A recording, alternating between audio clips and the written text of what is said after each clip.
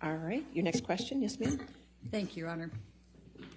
Amber, when we finished yesterday, we were talking about the Bahamas and the yacht and flying off in a helicopter. I'm going to just ask you to take a look at, Michelle, if you can bring up Defendants Exhibit 1091.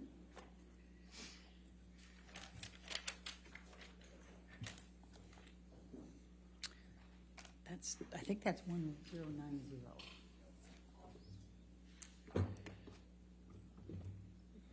Scary that I would know that.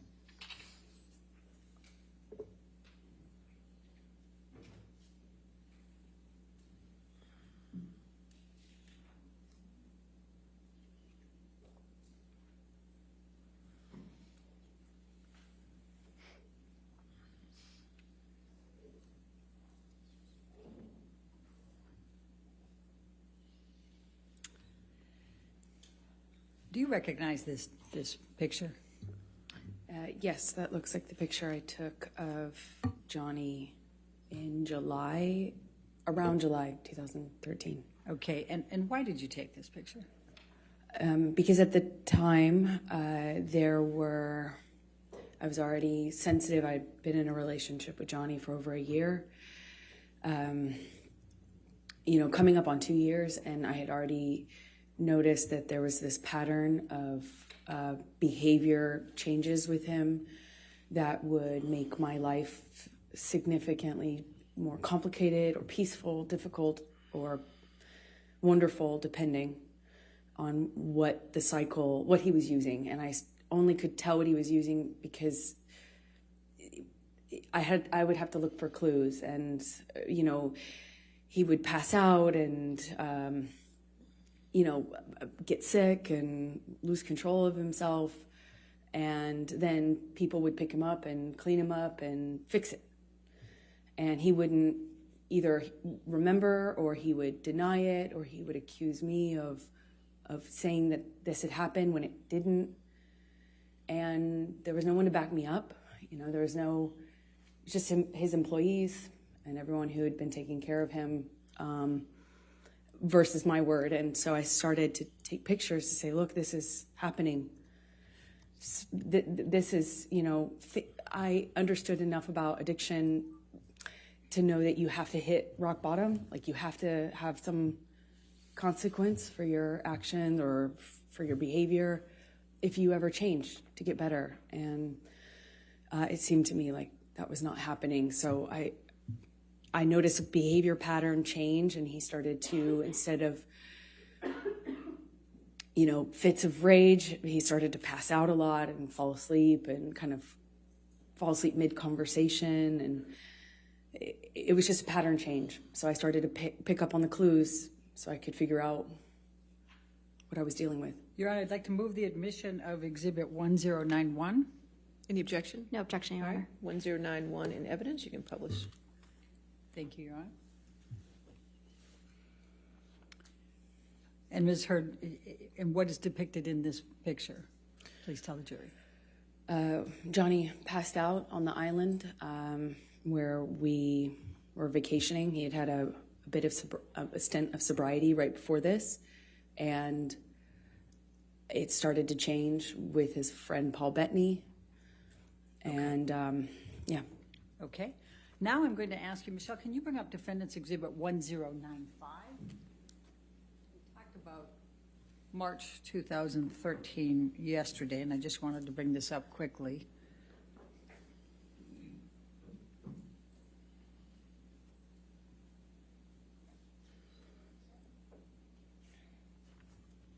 Do you recognize this picture? Yes, that was taken. Before you go further, did you take this picture? Yes, I did. Your Honor, I'd like to move the admission of Defendants 1095. No objection, Your Honor. All right, 1095 in evidence, you can publish. Okay, thank you. Okay, now, Amber, will you please tell the jury why you took this and when you took this?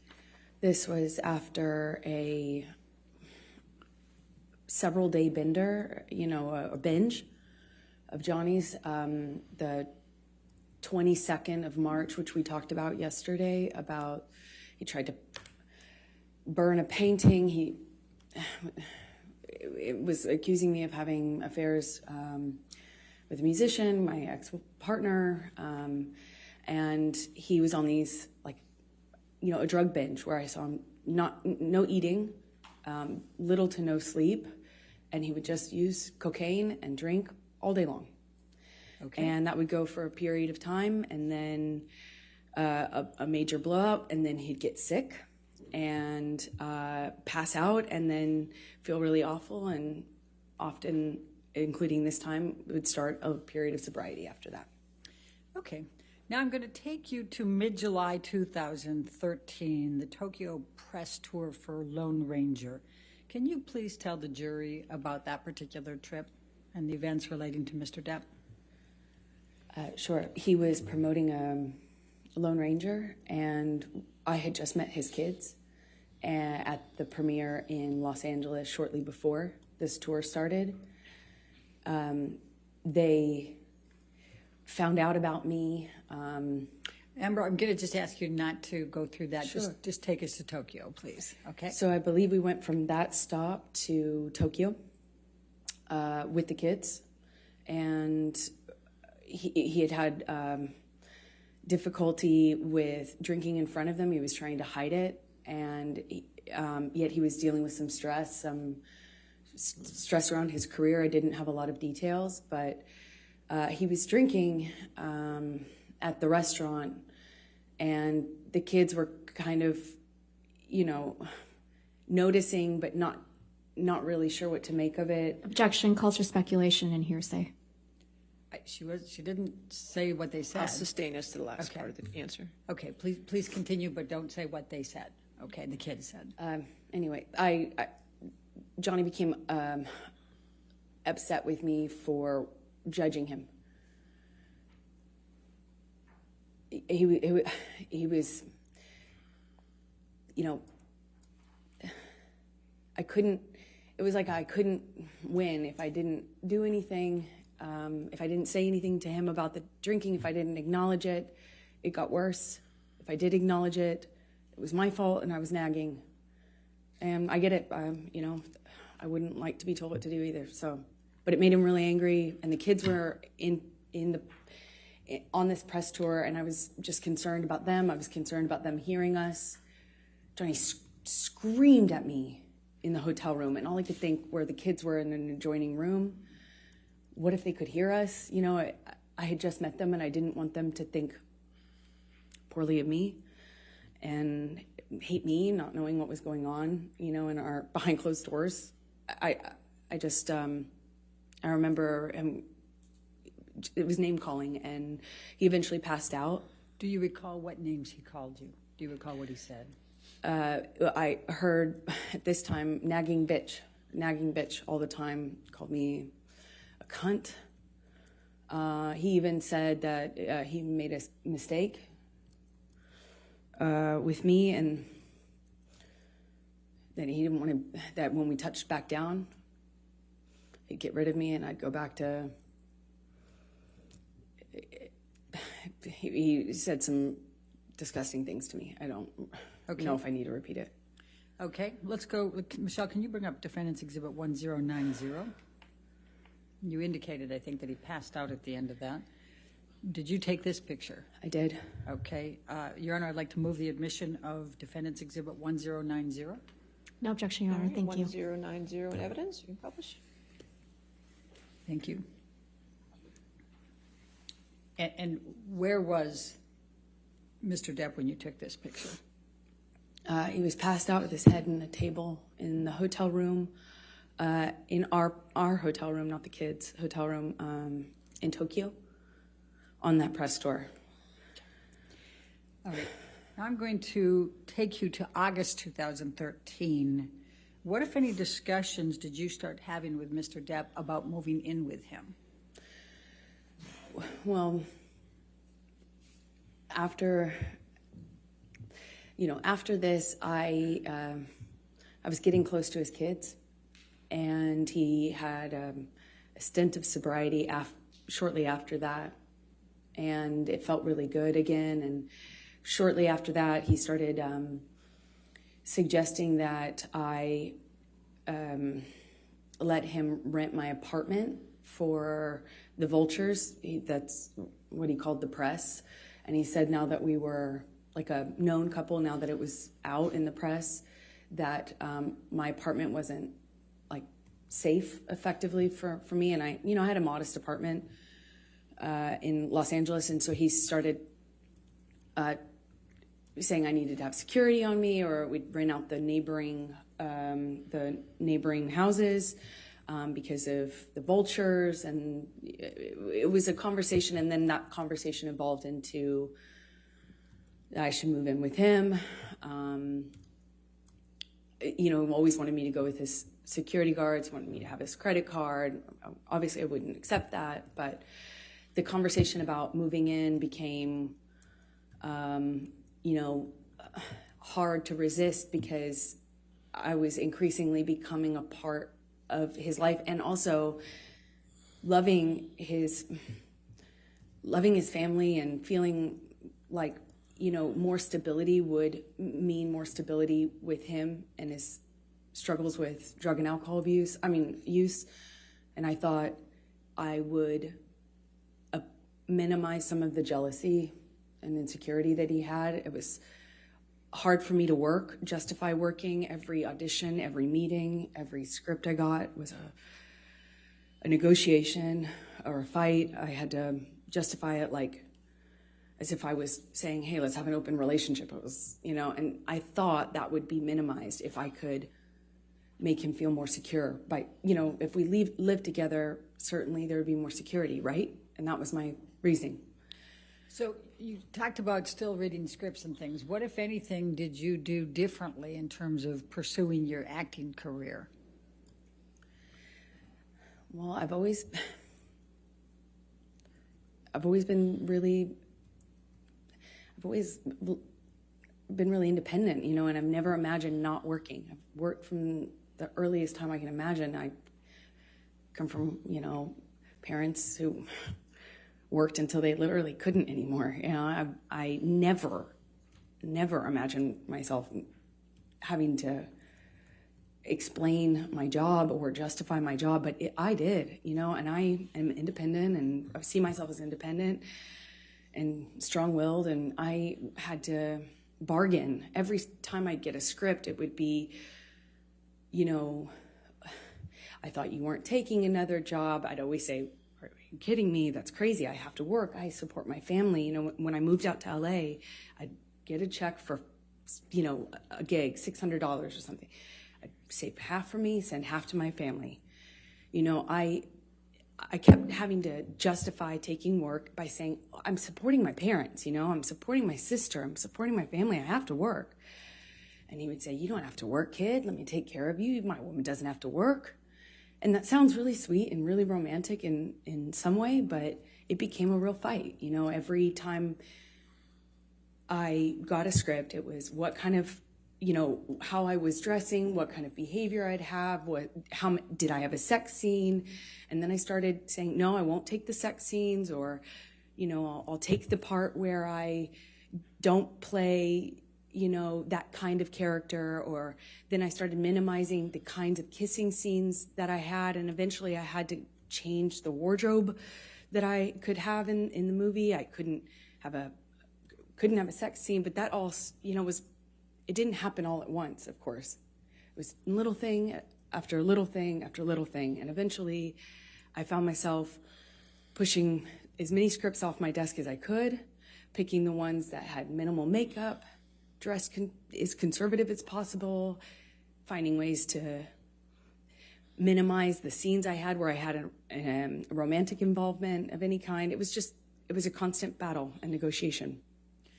So let me take you back. Did you, as a result of your discussions with Mr. Depp about moving in, did there come a time that you did move in with him?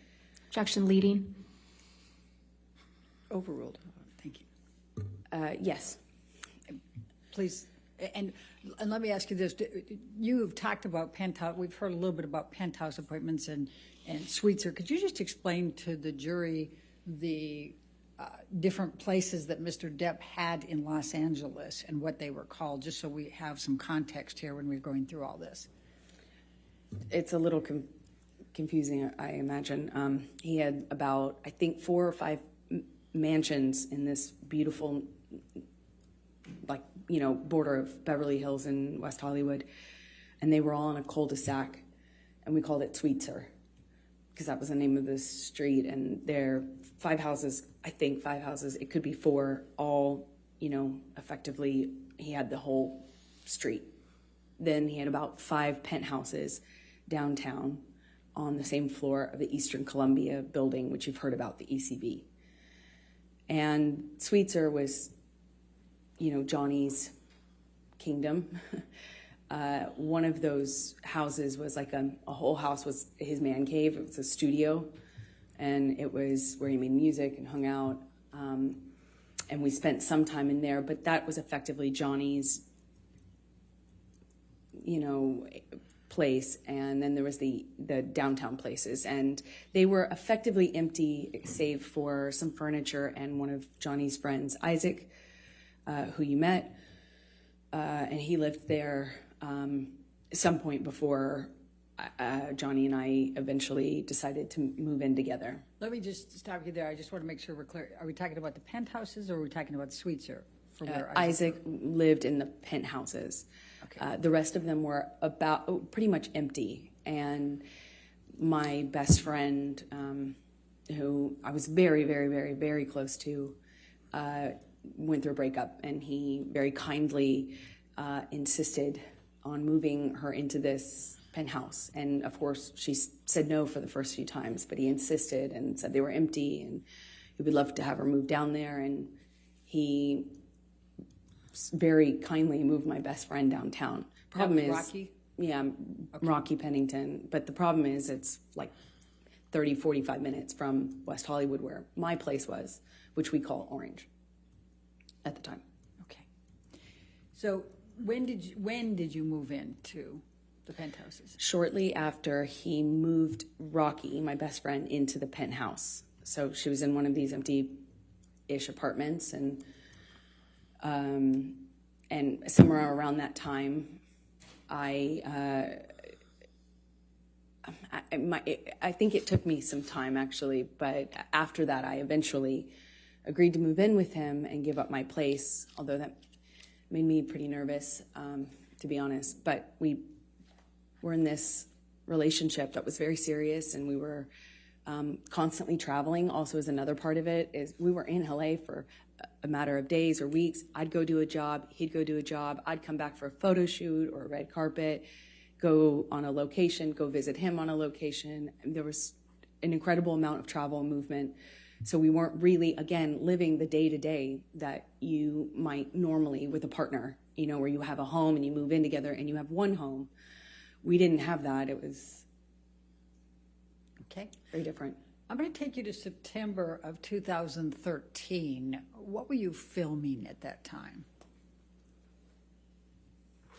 London Fields? Yes, that's right. Okay. I was filming London Fields. I just started. All right. And did there come a time that you became engaged to Mr. Depp? Well, yeah, it was difficult because in that role was a very difficult role. I mean, every time, every scene that involved sexuality or romance was like, I'd look at that on the page and it felt like I'd feel my gut tighten because I knew it was going to be an issue. But Johnny dropped me off. I gave him the script. I sent him pictures of what I was wearing in my wardrobe fittings. I sent him everything. I shared my script with his team, and the fighting eventually kind of minimized. It was clear I was going to do this job, and I told myself I had to do this job. And Johnny had to go to London, I think, for some pre-production stuff for a movie he was going to do a smaller part in. I think it was called. I think this was Into the Woods, is my best guess. So he dropped me off in London, and when he dropped me off in London, we had a few days at this hotel that we first consummated our relationship in, as when we were on the London press tour, and our relationship developed. That was the same hotel, and we were in this same room, which is Johnny liked to be in the same room. And it was really sweet. He got down on one knee and said, "I want you to be my girl forever, my woman, my girl. I want you to be the rest of my life. Say yes to me." He said he wanted to spend every day. He promised me that every day when I woke up, that I would wake up and he would make me smile at least once. And that would be his goal.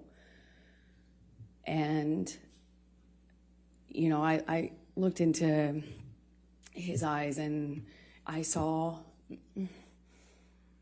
my future, hope, like blind hope, so in love. It was one of the most, I can't describe that kind of joy, I thought, if we were married, then this is real. This isn't a thing of, this isn't chaotic, and this will change. I had so much hope in that moment. And I just said to him over and over again, "Are you serious? Are you real? Are you serious? Are you sure?" Because he didn't have a ring, so I thought, is this an impulse thing? My experience, Johnny, could be very impulsive, and he said over and over again, "Be my woman forever. I want you to be my wife, my wife, my wife." I, of course, cried, and we had a wonderful evening, and he left shortly after, and I was, the next day I had to go to work, and I couldn't tell anyone, and I wasn't sure. Part of me was worried that he didn't mean it, or that he wasn't sure. I just didn't want it to be an impulse thing, so I didn't want to mention it. I want to bring it up. I didn't want to. And I kind of I walked around for a few days like I had butterflies under my skin. And then he brought my dad out to London with my best friends. And my dad told me, "Johnny has asked me permission for your hand in marriage." And I felt like the luckiest woman in the world. So while you were filming London Fields and Johnny had gone back to L.A., what, if any, issues did you have with him on fraternizing with the cast? I'm going to ask, Michelle, can you pull up Defendants Exhibit 188, please?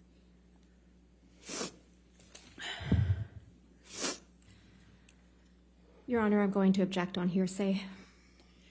Your Honor, I'm going to, let's pull up 188A. I've redacted everything but what Mr. Depp says. All right, let me On just take a look 188A. at 188A. That's submission against interest.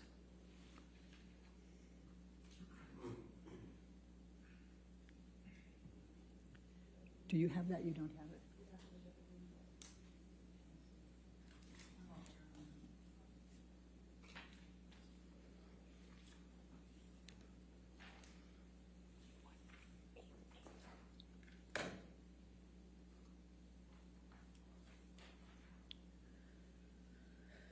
Give that a minute. While they're working on that, can you tell us what transpired between you and Mr. Depp when you wanted to do something with a cast member? So, as I said, he came to London for his own work, and also dropped me off in London, where I had to be for a few months to film this movie. And he asked me to marry him. He brought my best friends and my dad out. They left. And shortly after they left, my co-star, one of my co-stars, invited me to go to a concert with him and some of the cast to kind of break the ice and I'd be working with them for the next few months. And I had already, I already knew I couldn't be photographed, even if it was platonic. I couldn't be photographed with men or women that other people could possibly spin as romantic. I had learned that but in January, the hard way. So I asked him permission if I could go to this concert with the cast.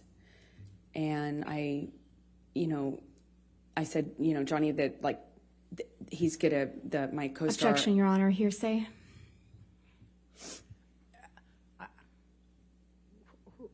Don't tell us what the co-star said. Just tell us what your communication was with Mr. Depp. Objection, hearsay. Her communications are hearsay. I'll sustain the objection. I'm not sure I understand. If you want to approach this. Yes.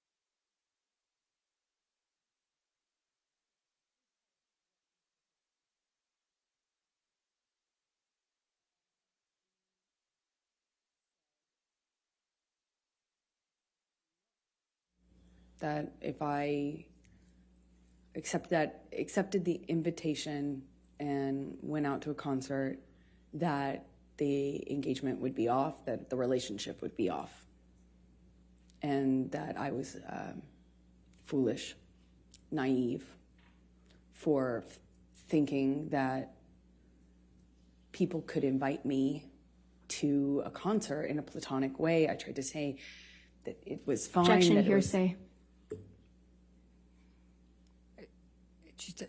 She's testifying about what Mr. Depp said. I don't understand. All right, I'll overrule that objection. Please continue. He said I was foolish and naive, that no one could invite me to... How could I be so dumb to think that somebody could just invite me to a concert?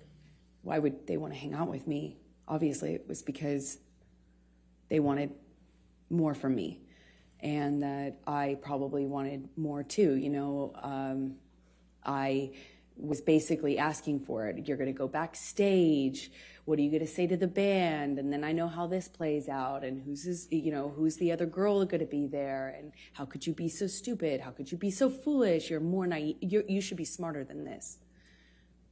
And I apologized. That whole evening, I think for a few hours, I spent on the phone with him, texting, calling, we're talking, hanging up. He'd hang up on me, be upset, and then send me cryptic messages about my foolishness. And, I'm already doing a movie where I play this, character where I was empowered. Like, I read the script and I thought this character was empowered sexually. And by the time I got Johnny's feedback on it, I had been convinced that actually I was just being used.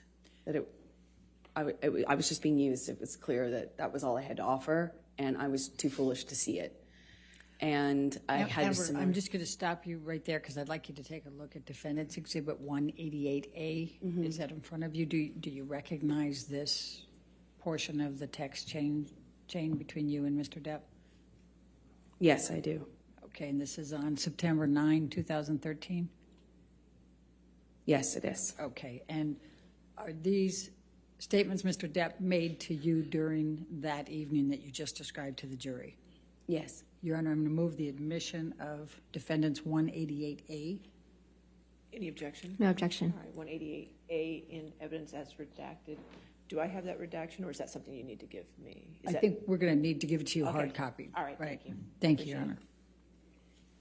And if I You can publish it. can draw your attention to it, he first says, I don't want to make anything an issue, baby, but I literally have been on the ground just 14 fucking hours from leaving your side. Do you see that?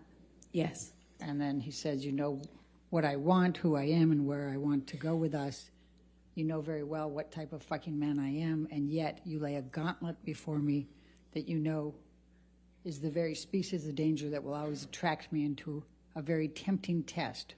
What's behind that door?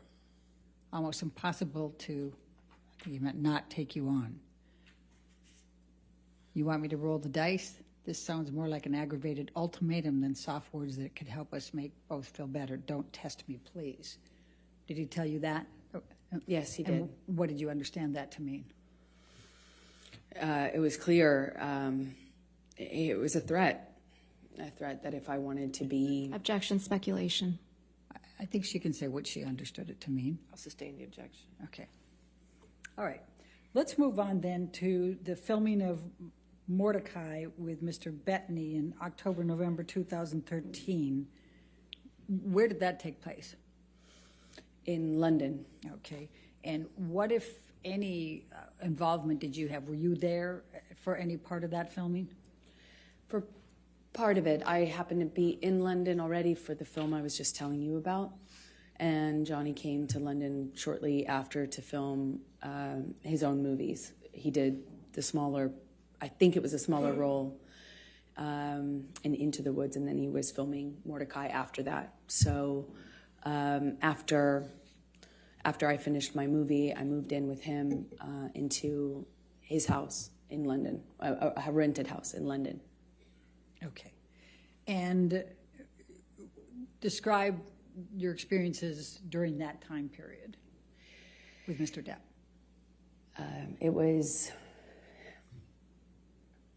really touch and go. He was filming with Paul Betany, and there were days when he wouldn't come home, or they couldn't get him up out of on set. He'd be asleep in his trailer, sleeping whatever he'd done the night before off. I remember he missed a few days of work that way. It struck me because in my experience in our job, you don't miss work. It doesn't matter how sick you are. You go. It's millions of dollars every single day they're filming, and I had not experienced someone who could effectively just control the set like that, to that extent. And one day he didn't come home, and I was worried sick. I found out that he was in a hotel room with Paul Bettany. Objection, hearsay. Okay. Move forward. When he came home, they had to carry him home. Objection, hearsay. Did you see them I carry watched him? it. Okay. Go ahead. Okay, please continue. I watched. I was shocked that he could do it. One of the security guards carried Johnny like a baby into the house, and I looked at that, and his boots were hanging over the security guard's arm, who had to negotiate getting through the doorway, carrying Johnny like this. And I watched this. His assistants and the other security guards shaking their head, just shaking their head, acknowledging this is how bad it is. And I remember thinking, this has got to be it. Like, this has got to change. This is it. And he was understandably very, very sick for at least 2 days, is my recollection. And in that 2 days, I had a lot of conversations with this team. I won't say what they were, but I felt at that juncture very encouraged that everybody and myself were on the same page. And I felt encouraged that we were in a new chapter, that Johnny had finally hit rock bottom, and finally he felt like changing for good. And I felt buoyed, supported by these conversations I was having with people that he was close to, that he trusted. November 2013, did you have any contact with Lily Rose that led to any discussions with Mr. Depp? Objection, leading. Sustained. What, if any, communications did you have with Lily Rose in November 2013? Objection, calls for hearsay, leading. I'm asking what her connection was. I didn't ask what she I'm going said. to sustain the objection if you want. Okay. November 2013, what, if any, interaction did you have with Lily Rose without saying anything she said? Objection, hearsay. It's interaction, Your Honor. I'm not asking for what she said. If you can lay a foundation out. Okay. Did there come a time in November 2013 that you saw Lily Rose? Yes, they came to stay with us for some time in the winter. Yeah, around November, I believe, 2013. When you said they, who were you referring to? Johnny's kids, Jack and Lily Rose. All right. And was there a particular incident that led to a disagreement with Mr. Depp? Objection, leading. Sustained. What, if any, interaction did you have with Lily Rose that led to an argument with Mr. Depp? Objection, leading. That, what, if any? If we approach for a moment.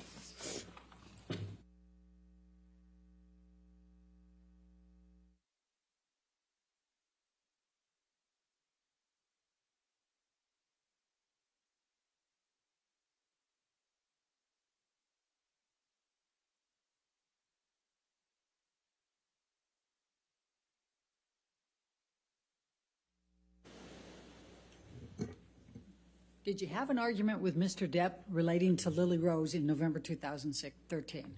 Yes. Can you please describe that? Well, I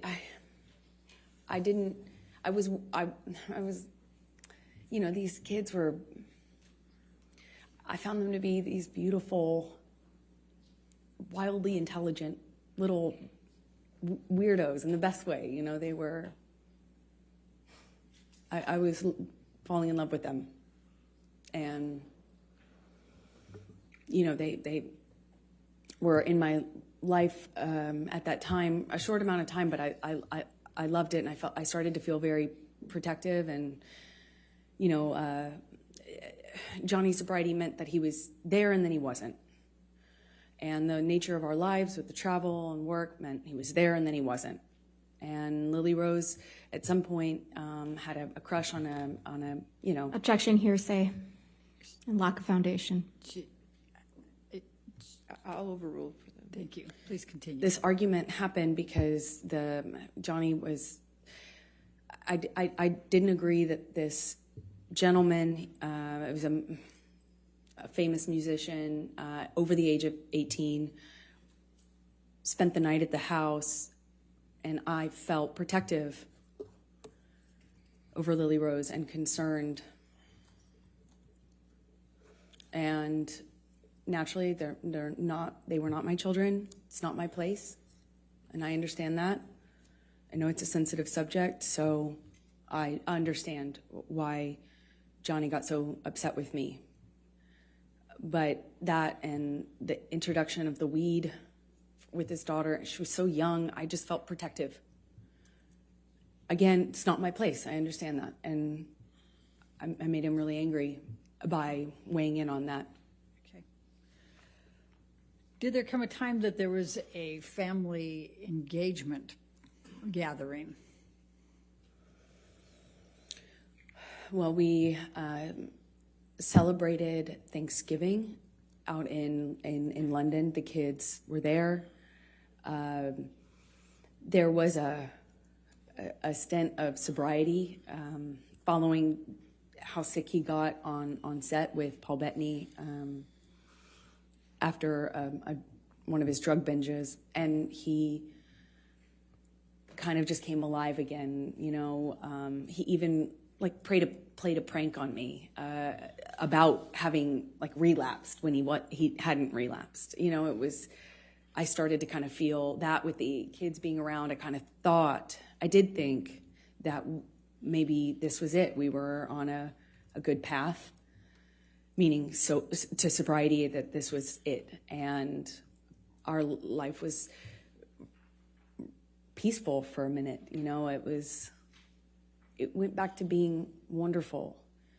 There were these moments that just felt so wonderful. Objection, Your Honor, non-responsive. All right. I'll just sustain the objection. Okay. Take us to the engagement. There was an engagement party, correct? Then, yes, come Christmas of 2013, Johnny had rented this beautiful mansion in Malibu on the beach. It was gorgeous. And he brought my family out, and his family was out, obviously, in LA. And we stayed in this rented mansion, and we're all together for the holidays. And one evening, we were going to his mother's house. His mother, who you've heard about, was older and sick, but at home being cared for. And one evening we're going to have dinner, Christmas dinner there with her around the time of her birthday as well. And my best friend said, "You should." Objection, really... hearsay. Sorry. Wasn't offered to prove the truth of the matter, but go ahead.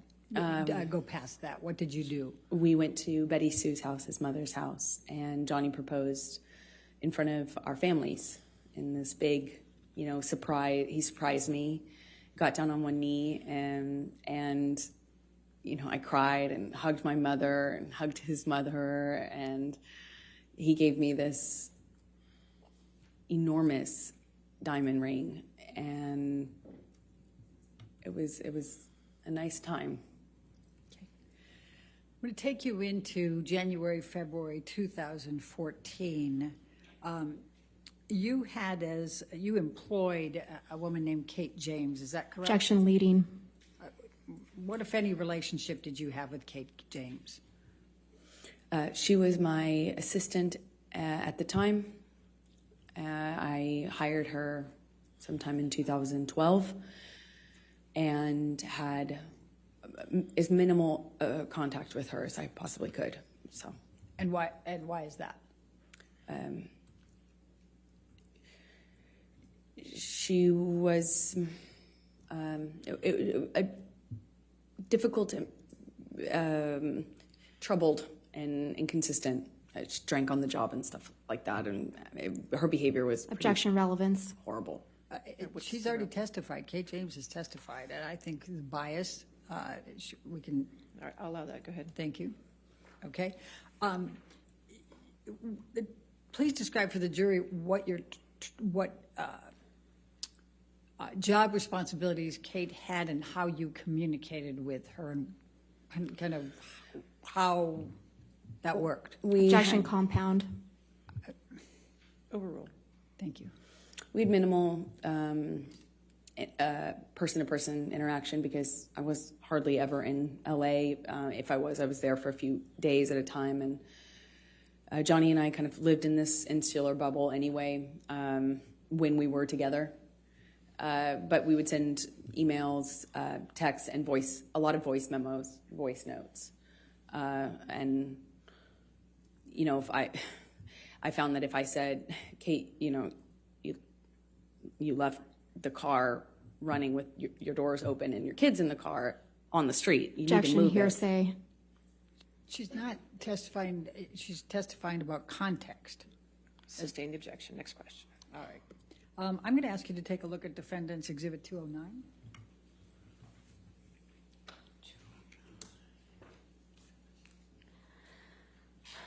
Your Honor, I'm going to object on hearsay grounds.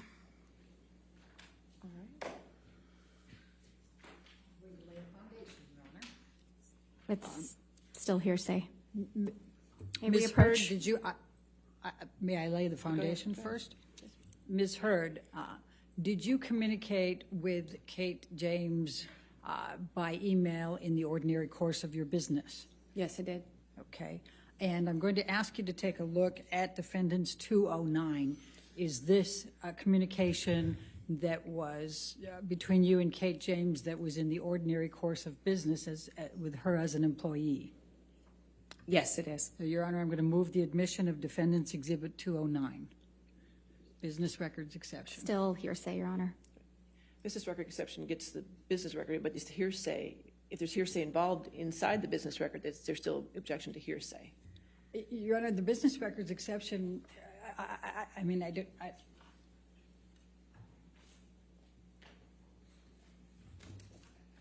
agree. I think that's the point, If you that wanna- if you hearsay wanna can. approach.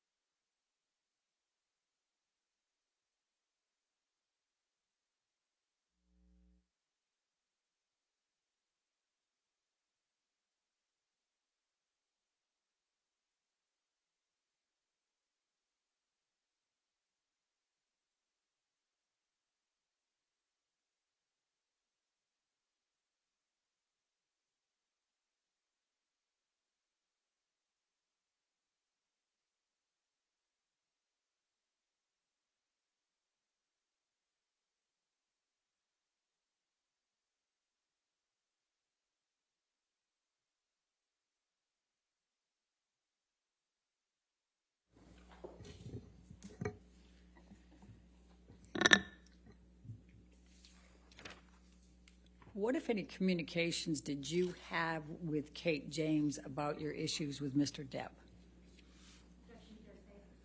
Objection hearsay. Your Honor, Ms. James has testified. I'll sustain the objection. All right, well, we can take that down, Michelle. In the February, I'm going to jump to February, March 2016. What, if any, communications did you have with Mr. Depp about a prenup? Well, after the engagement, but before the engagement party, I started to feel like it would make, I know that he earned significantly more than me, he's a successful actor. I wanted to eliminate any doubt in his mind and in other people's minds, so I brought it up to him and brought it up to my therapist. Objection hearsay. She's just saying that she brought it up to her therapist. She's not saying what she said. But please focus on Mr. Depp, okay? Of course. Johnny said he would tear it up. He said, if you ever brought one up to me, or if I ever saw one, got my hands on it, I'd tear it up. Only way out of this is death. Only way out of this is death. And I thought it would, like, I didn't care either way, but I did feel that it would eliminate suspicion or doubt, and it would make things easier. And I told him over and over again, are you sure? Are you sure? Maybe we should do this. And he one time he said to me, he's like, kid, are you already thinking of how you're getting out of this? Are you already planning to get out of this, kid? You already planning on leaving? It was around the same time as the moving in together conversation. He accused me of having 1 foot out. And they kind of were happening around the same time. You know, I still had my apartment and we're engaged now. He was asking me to redecorate Sweetser, his main house, and kind of move into the ECB building downtown where my best friend was living at this time. While the decorations and the remodeling had been done on Sweetser. And so these conversations were kind of happening about how to build our future together and how we were going to move forward together. And I would have forgotten about the extent that we had those conversations early on in the engagement if it hadn't have been for my therapist's notes. I'm sorry, if it hadn't been for your what? If it hadn't been for my therapist's notes, which were Okay. taken at the time when I was talking to her about this and my conversations with Objection, Johnny. hearsay. Okay. I'll sustain the objection. We'll move on. Okay. Let's take it to March 2014. Did there come a time there was an engagement party? Yes, so it was March 2014. Please describe for the jury. We had an engagement party, and we decided that when we did get married, we'd have a small wedding, you know, something intimate. But, our lives were kind of big. His life was extremely big. And we needed to we wanted to have a bigger engagement party than a wedding, you know, and kind of get our guests in, our family, our friends, and have a big event of it, as opposed to making the wedding something that was big. And, so we kind of put it on the engagement party and had a bunch of people, a lot of friends, business acquaintances, a lot of family. I had all of my family friends and my childhood friends come out for it. And I even invited my therapist. It was, a big event. Okay. And describe what took place at the engagement party. We walk in together and we took some pictures and said a few hellos, and then Johnny disappeared upstairs I guess it's like a coat room or something. It was in a big abandoned building that was rented out for events. And he had disappeared upstairs almost the entire party, I would say. It was kind of came down at the end when we were leaving, and came down once because he was at the time sharing drugs with my dad. Objection. Speculation. Lack of foundation. How do you know that he was sharing drugs with your dad? I was there. I watched it. Please continue. My dad at the time was was addicted to the same thing Johnny was. And so my dad had, either my dad ran out or Johnny ran out. I can't recall which of the two ran out, but there was they needed more, of course, and had to leave the party. My dad actually left with Johnny's security to go get more drugs from Objection. West Calls for Hollywood. speculation. How do you know that? They told me. Hearsay. Sustain the objection. Okay. And they left to go whatever, and then they came back with drugs, and everything was okay in terms of the withdrawal symptom, or I don't know what you call it at that point. But he still stayed upstairs. And Are you referring to Mr. Depp? Yes, I am. Okay. Please So continue. shortly after that, I tried to get Johnny to come downstairs, and he just snapped at me, just verbally told me to shut the fuck up. And I remember talking to my mom about the irony of it. Okay. We were at an engagement party, but that was pretty much it for the engagement party. And I went downstairs and entertained guests and smiled and took pictures and put on a face, and went about my evening. All right. I'm going to take you to May 2014, the Met Gala. Could you please tell the jury what a Met Gala is and what's involved in that? Objection compound. Overruled. Met Gala is a big event, annual event, celebrity event in New York. It's a fashion event, but it's just a major red carpet event. And you have to be invited, and it's kind of a thing, you know. And we were invited that year, and I had already gone for the previous year or two, and this year we were going to go together. And at some point in the evening, we're sitting across the table, and Johnny starts asking me about this woman. He thought I was looking at this woman in a sexual way, and I kind of turned it around on him and said that exact same Objection hearsay. All right. It's context, Your Honor. This is I'll context. sustain the objection. Okay. Just say what Mr. Depp said then. I guess you can't tell us what you said to him. Okay. He was accusing me of flirting, and that's how the argument started. I don't recall what other accusations I was fielding at that moment, but typically in my experience with him, it wasn't just one. So you'd make a point, and then he would go on to a different accusation. But I remember that what started it is this accusation that I had been flirting at this event. We get back to the hotel room, and Johnny shoves me and kind of grabs me by the collarbone area, like not really my neck, but top of my neck, above my collarbone, below my neck. I think at that point, when we were still in the living room, I shoved him back, but I don't really recall too many specifics. I remember he threw a bottle at me. It missed me, but it broke the chandelier.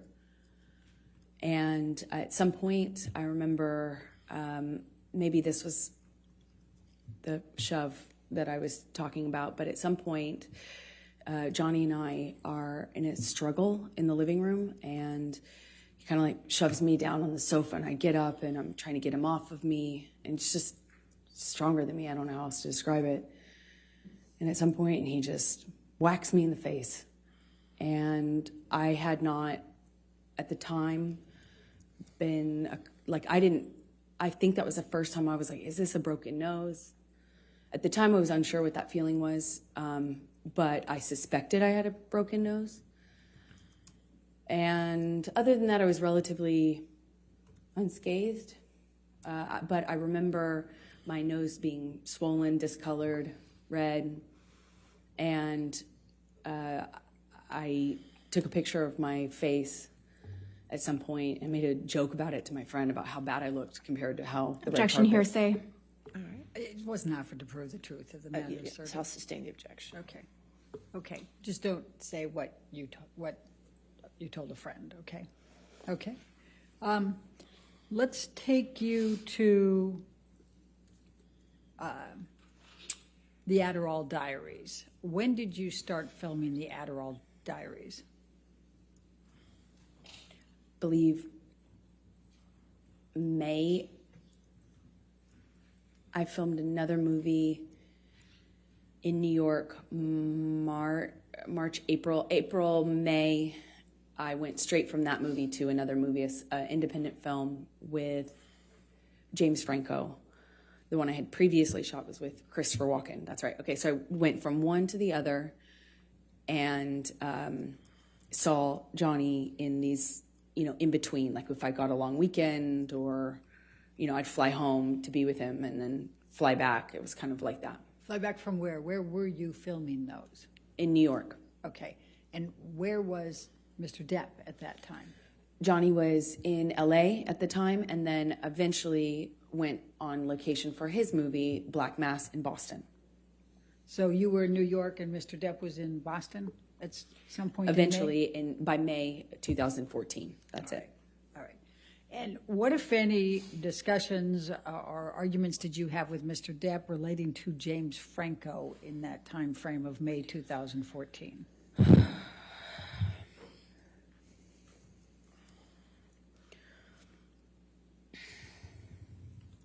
It's a nightmare.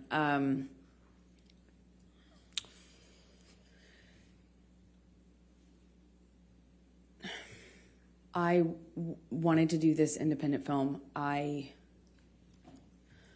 liked the story. I liked the character. I told him I'm not going to wear makeup in the thing. Objection, hearsay.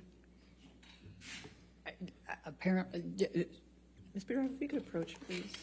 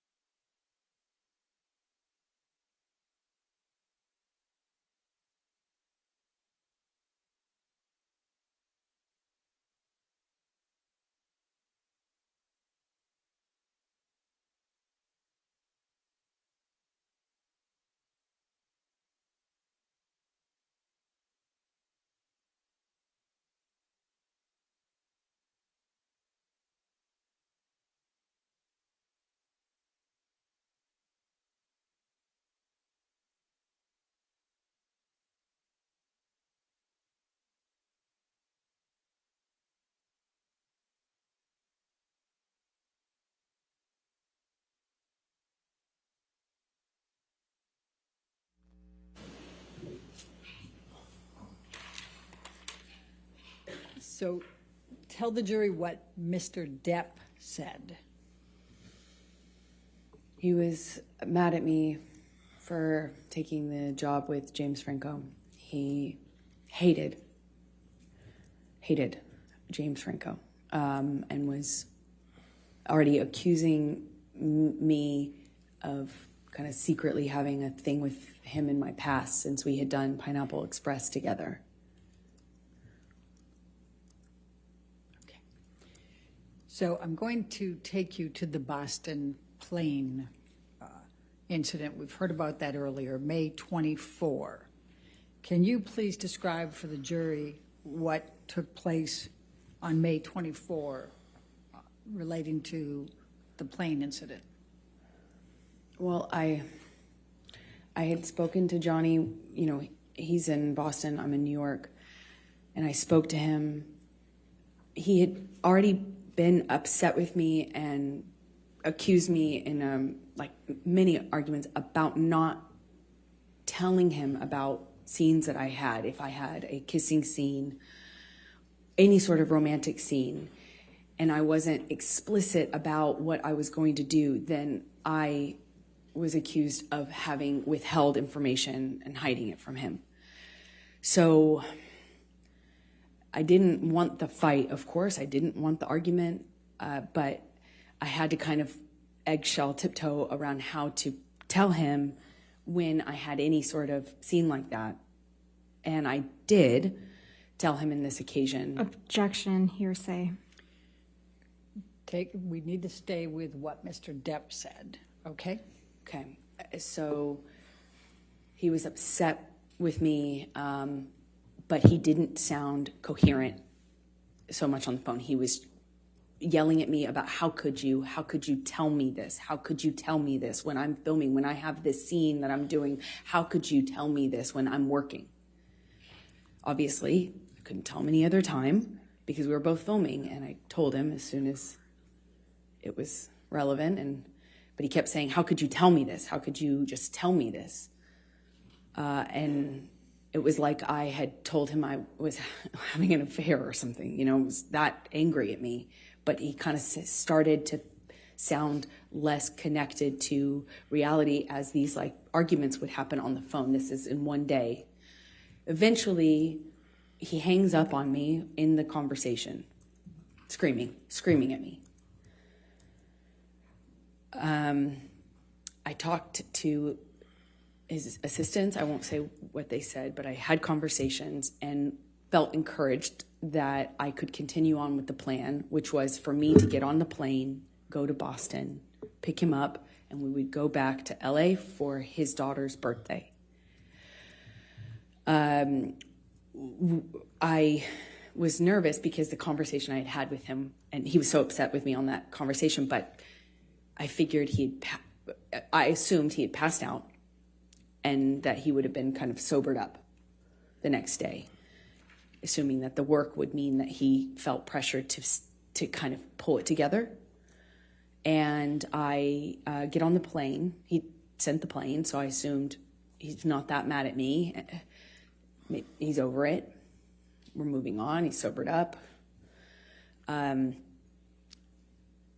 had been a lot of talk about a sober plan, like a full detox, a full recovery, a doctor, a whole plan.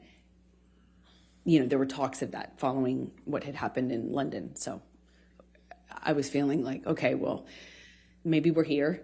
And I get on the plane.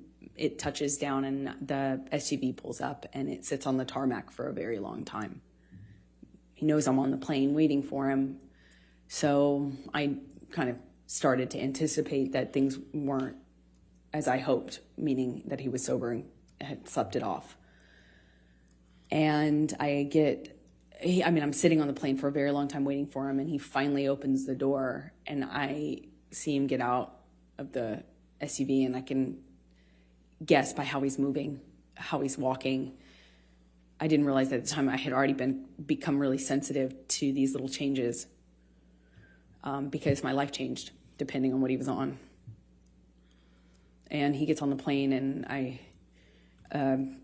just knew in every cell of my body something was wrong. And he comes straight up to me, doesn't say anything to me, but is looking at me. He's got these glasses on, and he takes them off in this kind of aggressive manner and sits down across from me, not in the usual spot. We'd kind of have our places on his plane, where you get used to sitting. And I remember I got up and moved to accommodate him getting by so he could sit in the normal seat as per usual. He didn't. He sat across from me.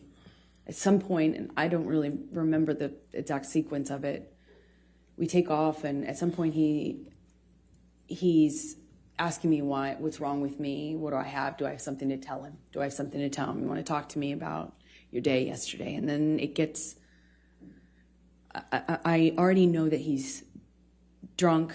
I already know he's using, he reeks of weed and alcohol. I mean, his breath smelled so bad, and I could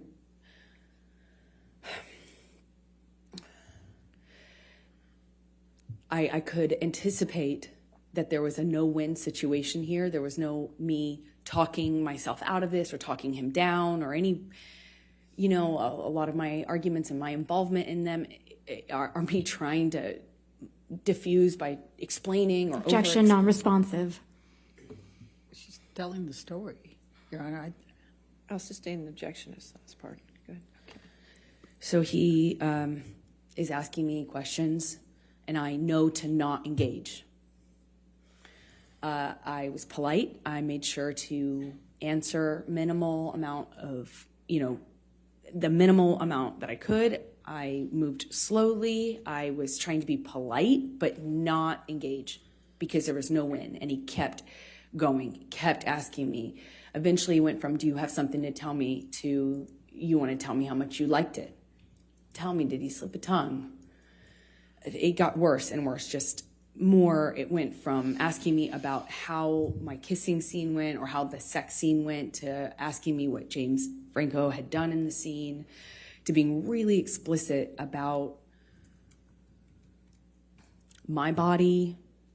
He was talking about he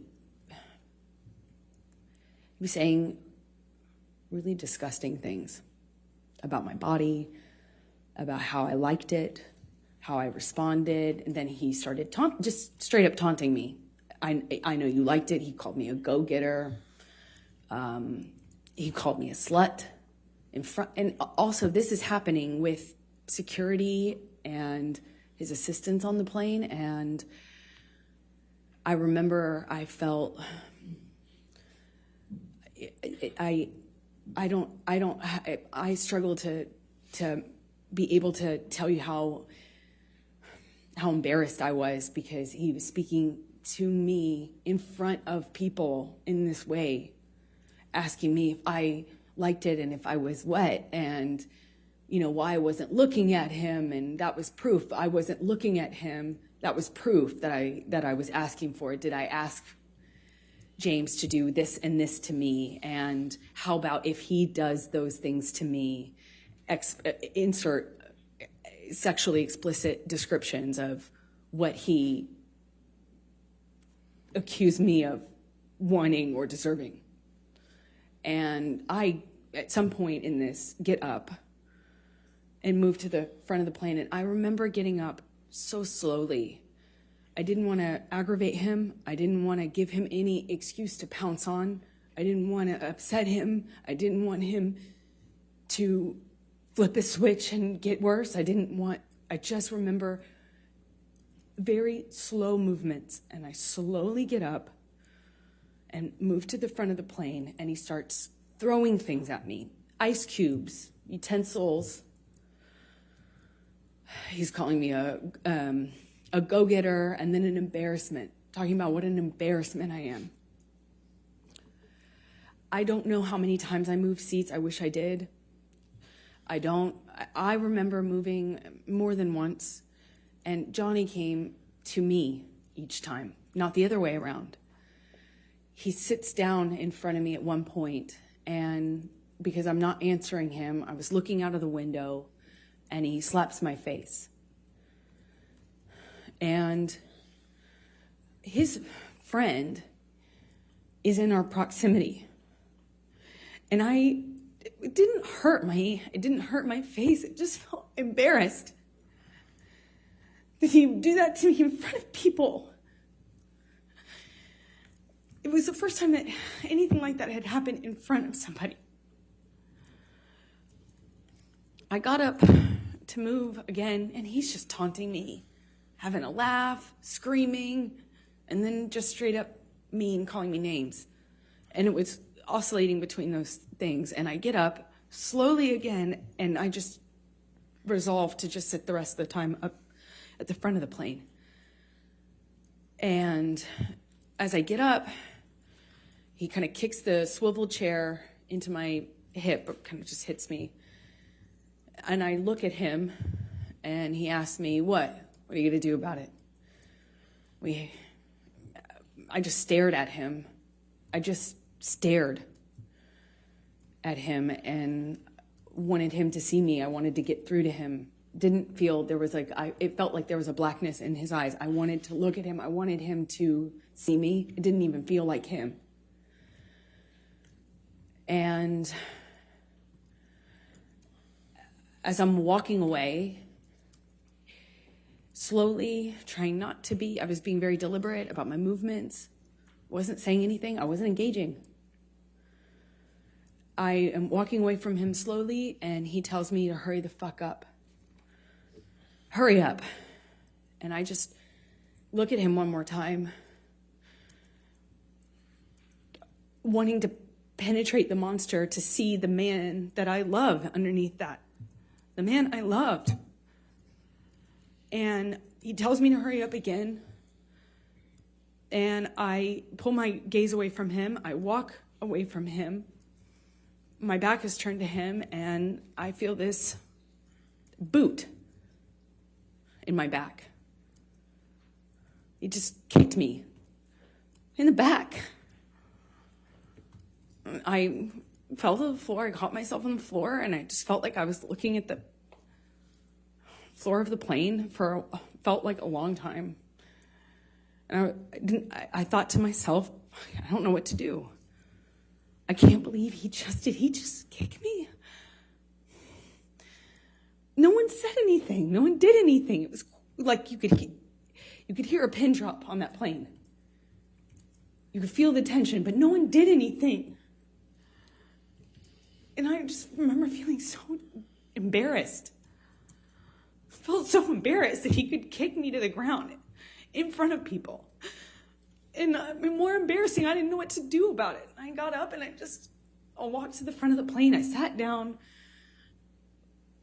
and I just looked out of the window. And Jerry Judge security and my friend both kind of under their breath asked me, "Are you okay?" Objection, hearsay. I spent the rest of the time looking out of the window. Sustain the objection. And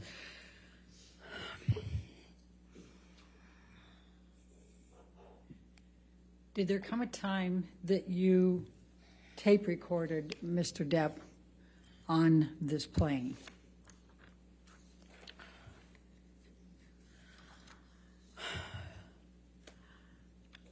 I want to sit here and say that I was telling myself I needed to leave him. But as he got worse, he demanded the oxygen tank from the flight attendant. Excuse me.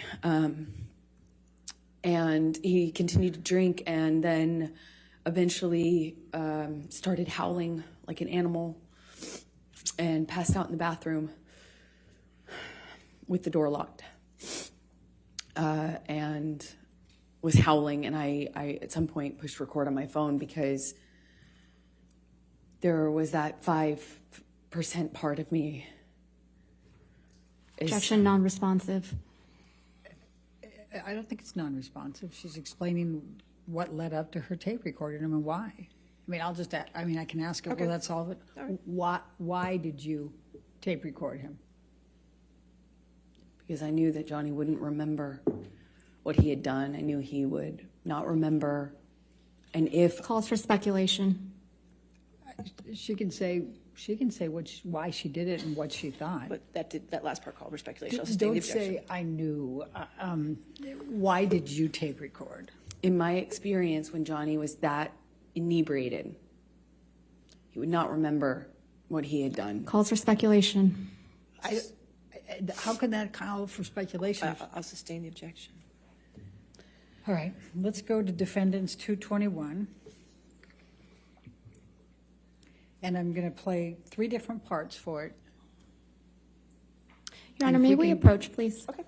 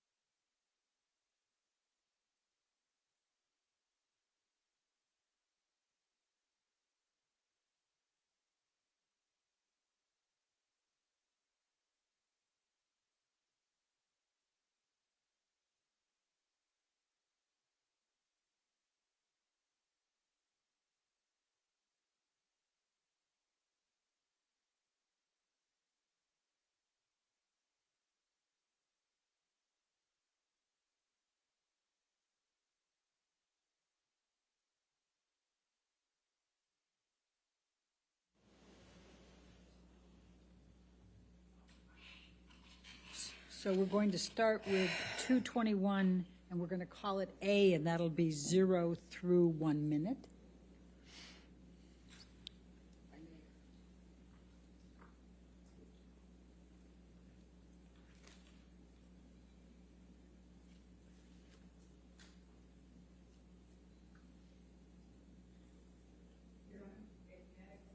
Okay, sure.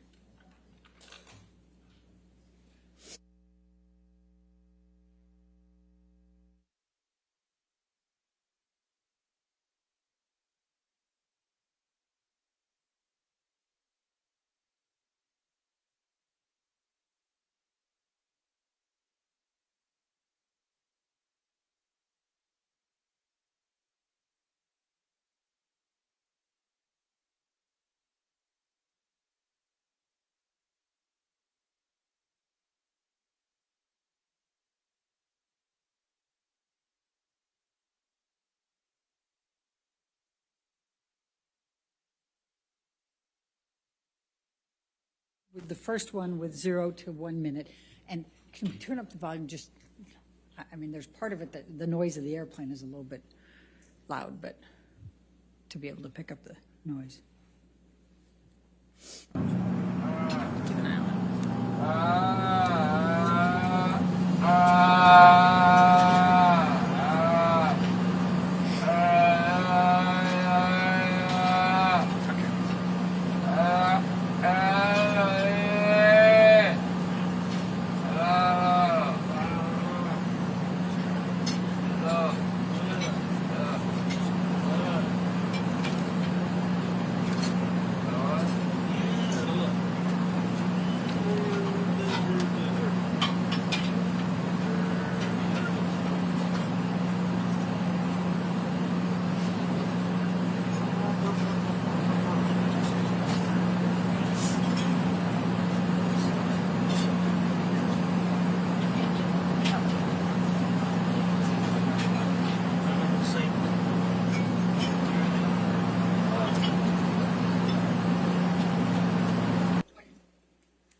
And then the second one is from 2:50 to 3:20, 30 seconds.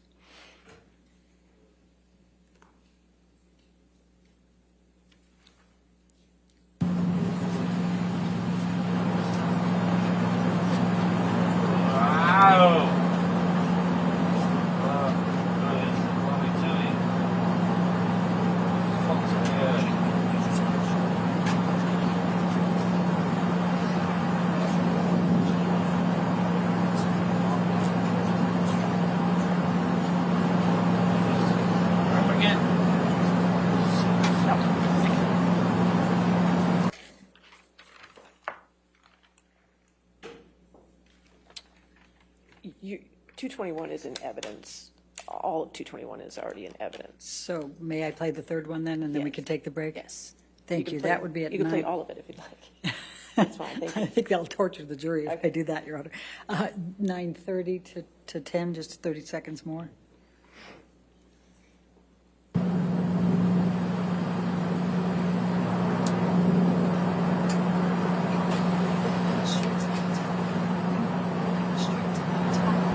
No. I must have this for Canadian case he gets sick.